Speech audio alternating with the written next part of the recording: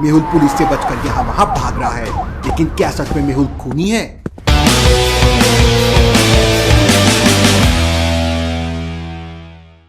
दो दिन से मेहुल को हल्का हल्का सा बुखार आ रहा था। मेहुल डॉक्टर के पास जाता है। डॉक्टर, ज्यादा काम करने की वजह से मेरी बॉडी का शेड्यूल बिगड़ गया है और 2 दिन से हल्का हल्का बुखार आ रहा है। डॉक्टर मेहुल को कुछ दवाइयाँ देता है और मेहुल से कहता है कि उसे 2-3 दिन आराम करना चाहिए। मेहुल दवाइयाँ लेकर हॉस्पिटल से वापस जा रहा होता है कि रास्ते में उसे एक फलों की दुकान दिखाई देती है। मुझे ज्यादा से ज्यादा फ्रूट खाना चाहिए ताकि मैं जल्दी ठीक हो सकूं। मेहुल दुकान पर जाता है और फल खरीदने लगता है। उसी दुकान पर एक पहेली लिखी होती है और जो इस पहेली का सही जवाब देगा उसे 2 फ्री नींबू मिलेंगे। 3 पैर की तितली नहा धोकर निकली, बच्चे बूढ़े सब इसको खाते, सुबह सुबह मिठाई की दुकान पर जाते। लॉजिकल आर्मी, क्या आप दे सकते हैं इसका जवाब?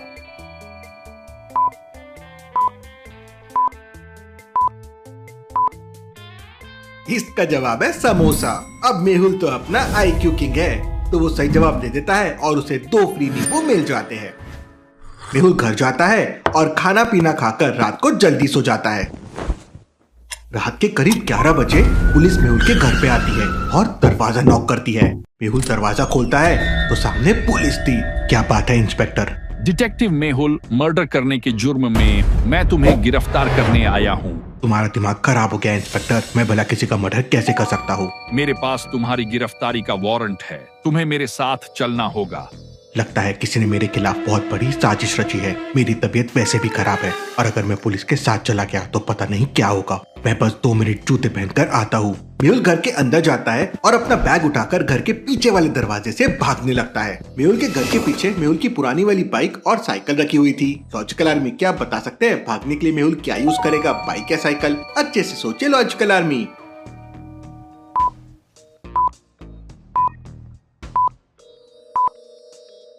पहली बात तो मेहुल की तबीयत खराब है, अगर वो पैदल जाएगा तो थक जाएगा। वो बाइक यूज करने से पहले 10 बार सोचेगा क्योंकि बाइक चालू करने से आवाज होगी, इससे पुलिस को पता चल जाएगा। मेहुल साइकिल उठाता है और धीरे से वहाँ से निकल जाता है। कुछ 40 मिनट बाद मेहुल साइकिल लेकर डॉक्टर संजना की लैब में पहुंच जाता है। मेहुल बहुत थक चुका था और उसका बुखार भी बढ़ते जा रहा था। मेहुल बेल बजाता है तो डॉक्टर संजना लैब से बाहर निकलती है। मेहुल, तुम इतनी रात को यहाँ क्या कर रहे हो और तुमने अपनी ये क्या हालत बना रखी है? डॉक्टर संजना, पुलिस मेरे पीछे लगी हुई है, किसी ने मुझ पर मर्डर का झूठा इल्जाम लगा दिया है। डॉक्टर संजना मेहुल को लैब के अंदर ले जाती है। 2-3 दिन तक डॉक्टर संजना मेहुल का बहुत ख्याल रखती है। देखते ही देखते मेहुल की तबीयत इंप्रूव होती है और वो एकदम फिट हो जाता है। थैंक यू डॉक्टर संजना, अगर आप नहीं होती तो पता नहीं मेरा क्या होता।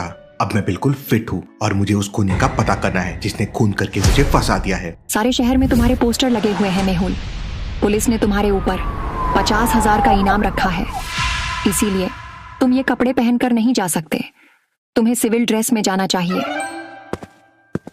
मेहुल सिविल ड्रेस पहन लेता है और अपने चेहरे पर नकली दाढ़ी लगा लेता है और इसके बाद मेहुल अपने खबरी से पता करता है तो उसे पता चलता है कि दीपक नाम के एक आदमी का मर्डर हुआ है और उसका खून का इल्जाम मेहुल पर लग गया है। मेहुल एक क्लू के पीछे है जो उसके नाम को साफ कर सकता है।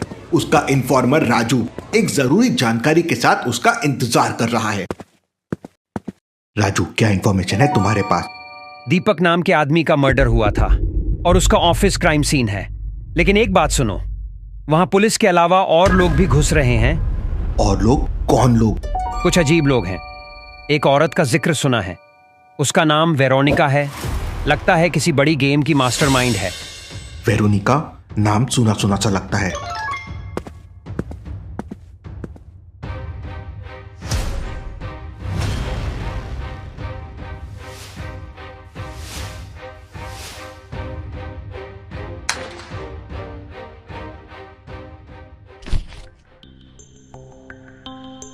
जो भी ये काम कर गया बहुत प्लानिंग के साथ किया है, लेकिन कुछ ना कुछ क्लू जरूर छोड़ा होगा। मेहुल हर कोने को ध्यान से देखता है, एक एक चीज को ऑब्जर्व करता है।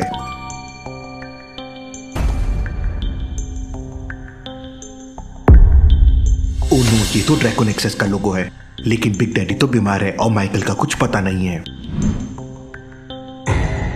दीपक तुम्हें वार्निंग दी थी कि ज्यादा तंग ना करो। अब देखो कैसे तुम्हारी सच्चाई बाहर आती है। तुम्हारी जिंदगी का काउंटडाउन शुरू हो चुका है। दीपक को तो ऑलरेडी धमकी मिल चुकी थी।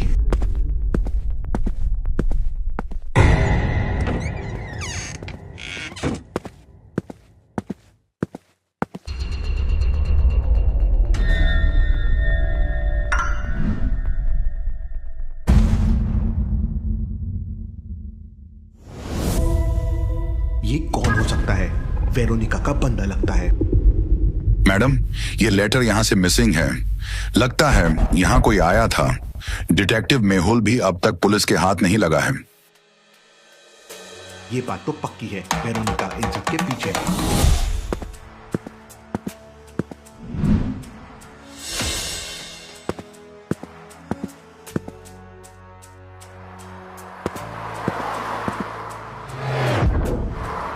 क्या वो लेडी वेरोनिका थी? कौन है ये? लेकिन उससे पहले मुझे खुद को बेगुनाह साबित करना होगा।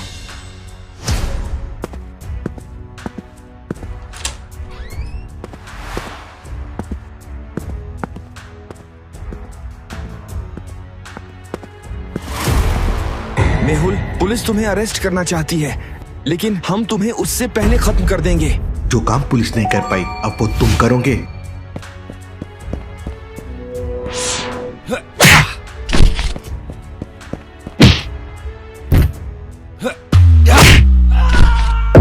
किसने भेजा है तुम्हें? Veronica ma'am.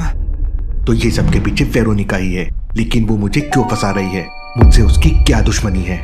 मुझे दीपक के घर जाके देखना चाहिए।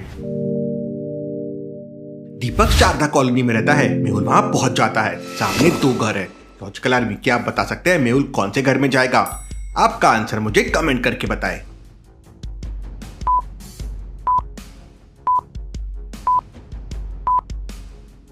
पहले दरवाजे के बाहर धूल है, जाले लग रहे हैं, मतलब काफी टाइम से ये घर लॉक्ड है, मतलब दूसरा घर दीपक का है। लेकिन ध्यान से देखिए, घर के बाहर पुलिस है, ड्रेस बदलकर पहरा दे रहे हैं।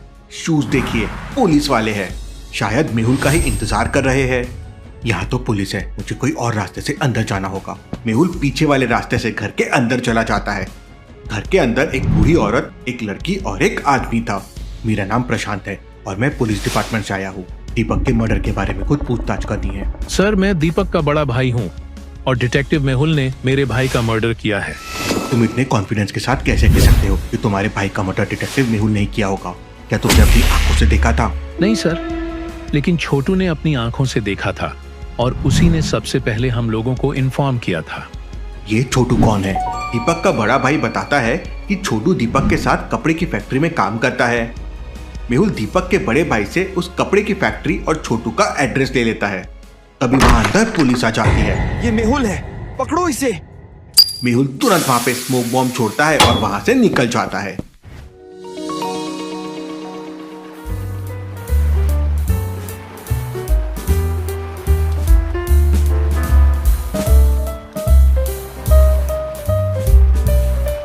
जोया, लाइफ का असली मजा तो यही है। नो टेंशन, नो क्रिमिनल्स, बस फन एंड रिलैक्सेशन। आलिया दीदी, आप तो टेंशन भी लेकर मजा कर लेती हो। बस मेहुल सर को यहाँ बुला लेते तो और भी मजा आ जाता। अरे, मेहुल सर फोन नहीं उठा रहे हैं, ऐसे कैसे? मेहुल सर तो कभी फोन इग्नोर नहीं करते। मुझे लगता है कुछ तो गड़बड़ है। मेहुल सर का फोन ना उठाना नॉर्मल नहीं लगता। आलिया और जोया गोवा में वेकेशंस के मजे ले रहे थे, लेकिन उन्हें ये नहीं पता था कि कोई उन्हें दूर से देख रहा है। क्या आलिया और जोया भी किसी खतरे में है? लगता है ये प्लान छोटू का है। दीपक के मर्डर में जरूर उसका कोई ना कोई हाथ होगा। मेहुल सड़क पर खड़े होकर एक टैक्सी वाले को रोकता है और तुरंत छोटू की फैक्ट्री की तरफ निकल जाता है। फैक्ट्री तक पहुंचने के 3 रास्ते थे। पहला रास्ता एक कच्ची सड़क से होकर जाता है। ये सबसे शॉर्टकट रास्ता है, लेकिन सड़क के बीचों बीच लंबे गड्ढे बने हुए हैं। दूसरा रास्ता हाईवे से होकर जाता है। तीसरा रास्ता शहर के बाहर से होकर जाता है, लेकिन ये रास्ता काफी लंबा है। लॉजिकल आर्मी, क्या बता सकते हैं तीनों में से मेहुल कौन सा रास्ता लेगा? सोचिए सोचिए।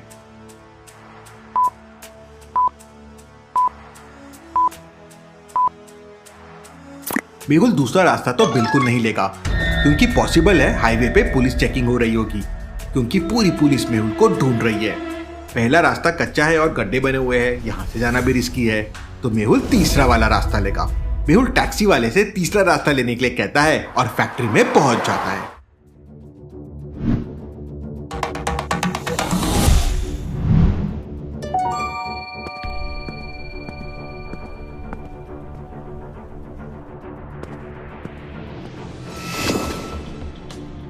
ये लोग कौन है? लॉजिकल आर्मी, मेहुल ने फैक्ट्री के बाहर कुछ अजीब लोगों को देखा है। क्या ये लोग सिर्फ फैक्ट्री के वर्कर है या कुछ और? ड्रैको नेक्सस के लोग, मतलब वेरोनिका ड्रैको ने दीपक के मर्डर केस में कोई ना कोई चाल जरूर चली है, लेकिन ये यहाँ क्या कर रहे हैं? क्या दीपक का मर्डर ड्रैको नेक्सस का एक हिस्सा था? मेहुल के लिए ये केस अब और भी मुश्किल होता जा रहा है।